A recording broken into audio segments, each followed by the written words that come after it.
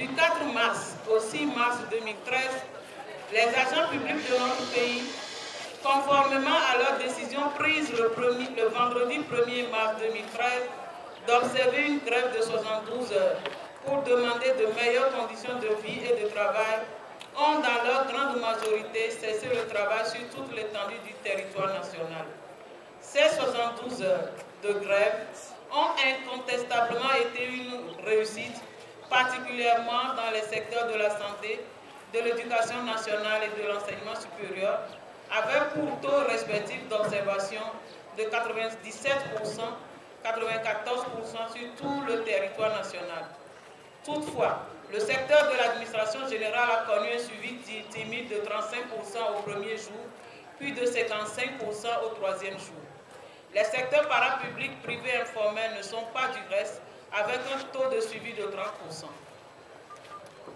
La coordination de la synergie des travailleurs du Togo remercie l'ensemble des camarades de tous les secteurs dans tous les coins de notre pays pour leur réveil de conscience, leur mobilisation et leur détermination pour arracher le mieux-être du fonctionnaire togolais.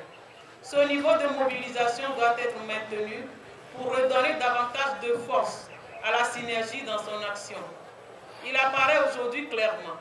au regard du niveau de mobilisation des travailleurs de notre pays, que la STT représentée par sa coordination devient l'interlocuteur incontournable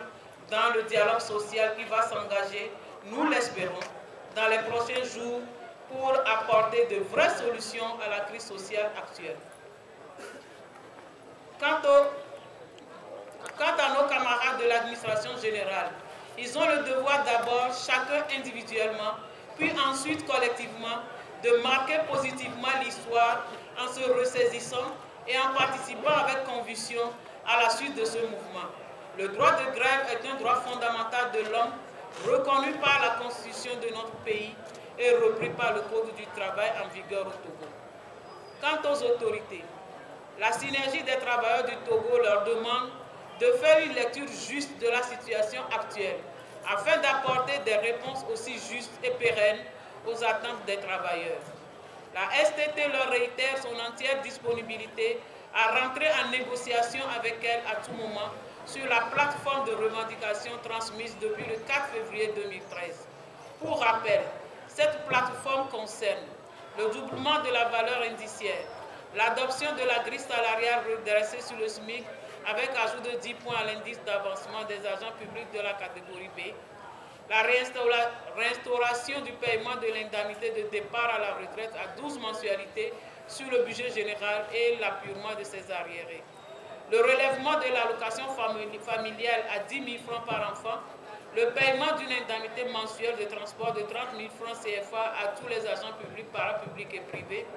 le paiement des arriérés des allocations familiales aux agents permanents, l'harmonisation de l'âge de départ à la retraite, l'amendement de certains articles dont la formulation prête à confusion. Il s'agit des articles 221, 244, 246 et 252 du nouveau statut général. Les travailleurs à la base réunis ce mercredi 6 mars 2013 à Lomé et après consultation des camarades de l'intérieur de notre pays,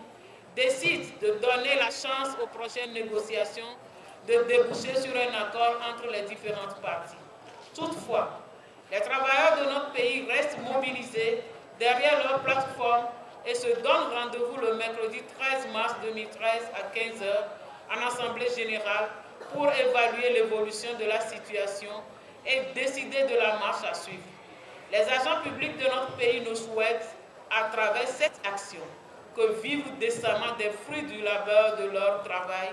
Cette étape reste obligatoire dans le processus de la modernisation de notre administration publique qui se doit d'être un véritable moteur au service des populations et au cœur du développement. Je vous remercie.